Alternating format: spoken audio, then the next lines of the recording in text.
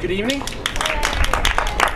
I guess I get to speak really loud, and I've been told I have exactly 10 minutes, and Ricky's going to sit there and count down the seconds, That's right. which is going to cut down the amount of interaction that I get with you guys.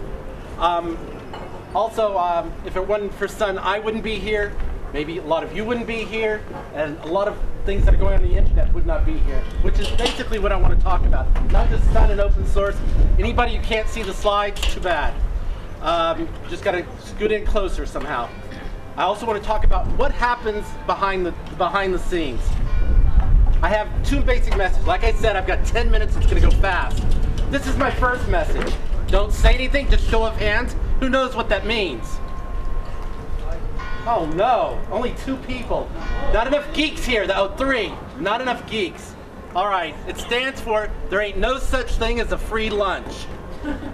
And kudos go to Robert Heinlein. If you don't know who Heinlein is, you're not enough of a geek. You don't belong on the internet. Go home.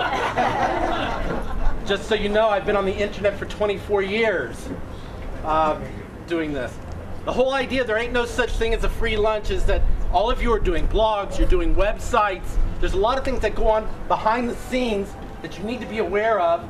Maybe not directly, but it's going to affect your business and what you're doing from day to day.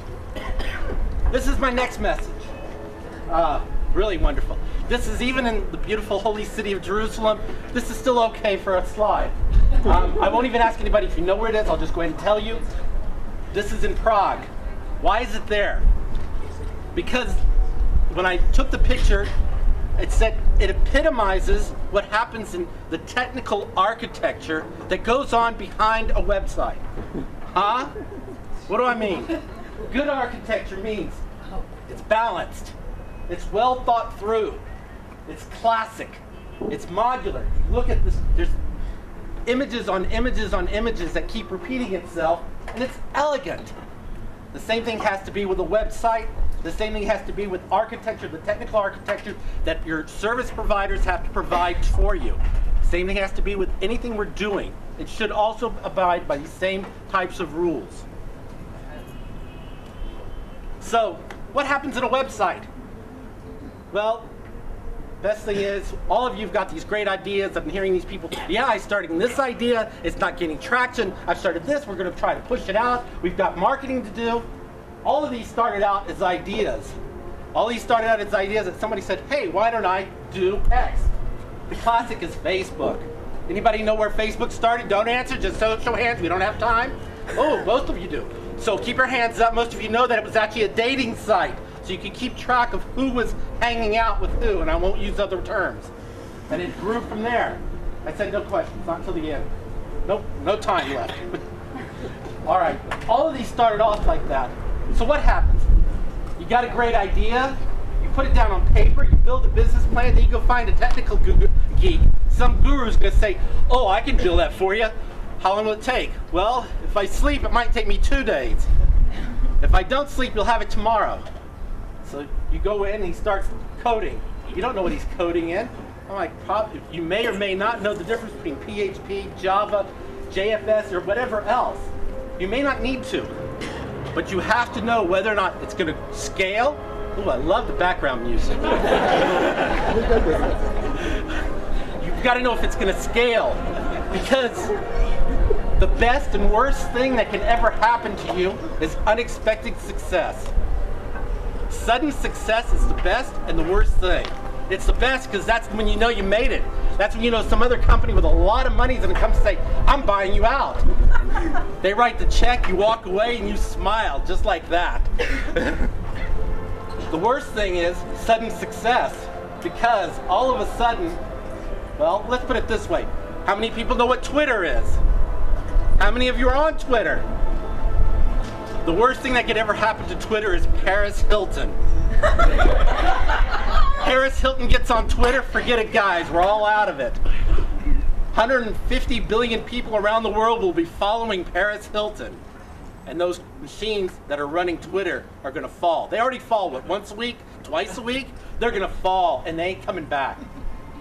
Same thing goes here. These are things you have to be aware of. So today, the infrastructure, it's not like it was 20 years ago, 24 years ago when I started playing the internet. Yes, there was internet 24 years ago. There was internet before the web. It's not the same thing now. We have to look at compute. All right, can we bring the music up a bit? We have to look at storage. We have to look at networking. How are we going to move these bits? That's what's happening. We have to move these bits around. It's just not the same. Down at the bottom, it's the motto of Sun Microsystems. The network is the computer. Scott McNeely, one of the founders of Sun, said this 20 years ago? 1984, 20 years ago, 24 years ago. It's more true now than ever. A PC, a laptop, a telephone that does not connect to the internet isn't worth the metal it's made from, or the silicon, or the rubber. It's got to be connected to make it worth anything. So now we have to think in other terms, not just the architecture, the elegance. We have to think about, power, heat. How much energy is, how much electricity are those machines that are running Twitter, running Amazon, running Facebook, how much electricity are they taking? How much heat are they generating? How much is it costing to air condition that data center? That's going to come back at you. It's going to come back and bite you in the back end because that's going to be costs that are going to come back and you're going to have to pay for also. How's it going to scale? What happens if you have 1 million people in the States and 1 million people in Europe all doing it? You want them all going to the same server? You have to understand some of this. Don't rely on the geeks. We rule the world, but don't rely on the geeks. Sun has been doing things like this for 24 years, 25 years now. We've got a long, long experience in how to build these things. I made a comment to a potential customer this morning. Sun may be the only company still existing that not only designs and builds its own chips that go on its own boards and its own boxes, but we're also building the software that's going everywhere else. Everybody's heard of Linux? Good. When Linux runs, the first 300,000 lines of code are written by Sun. Sun is a clear leader in things like MySQL. Who's heard of that? Oh, good, wonderful. Java, y'all have heard of that. Solaris, maybe not, but that's behind it all. Glassfish. All right, you have to raise your hands now. Third faster. Good, good.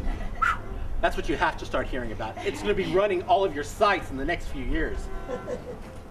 Oh, it is. It's cool stuff. Jonathan Schwartz, our current CEO, how are we doing? 2 minutes. Oh, all right. Into overdrive. He made a statement a year and a half ago and he's standing behind it. Every piece of software that Sun produces is going to be open source. And if it ain't today, it will be pretty damn quick. We're standing on it. Everything is. I got to go fast now. But this is what Sun software looks like. 24 years of history, and we've been doing software for all of that time. Some of these names you may know, some of these you might not. Your geeks know them all. And if they don't, they're going to say, wow, Sun? I've heard of them. Like you said, OpenOffice? Who is it? Happened to me too. My brother downloads OpenOffice on his laptop, and he said, did it work? He goes, yeah. He goes, why do you care? I said, it's ours. He goes, oh. So the systems that for the web economy, they have to be able to build them so they're powerful. They have to be able to scale. They have to be conscious of how much electricity and how much heat they're making. They have to be flexible so that way you can add more as the need rises. We have the technologies, and we've got the technologies that have been doing this now for 24 years. These are some of the things we're doing. Like I said, Solaris, OpenOffice. Yeah, it's cool. It works, guys. Don't worry. MySQL, NetBeans if you're doing development. Glassfish. Like I said, these are things that are going to be behind every application in the next 5 years. We're also behind Linux and, oh yeah, Java. By the way, we did make Java. So, what can you do? Let's break all the rules and let's do it all together. This is the promotion that we're now promoting. After this, if you've got questions, easy questions, come to me. Hard questions, complaints, go to Eddie Resnick, my colleague right back here. Also talk to him about this offer. Open source server. 30 seconds. Okay. Free Bluetooth iPod speaker and a limited offer. Talk to him about the thing. I'm going to do it quick. So now, Java, you know. The next thing you don't know, and this is our last slide, don't worry. Java is everywhere. Java is on every screen you're working on. It's on your iPod. It's on your handset. It's on your laptop. Sun is behind Java. With that, I thank you very much.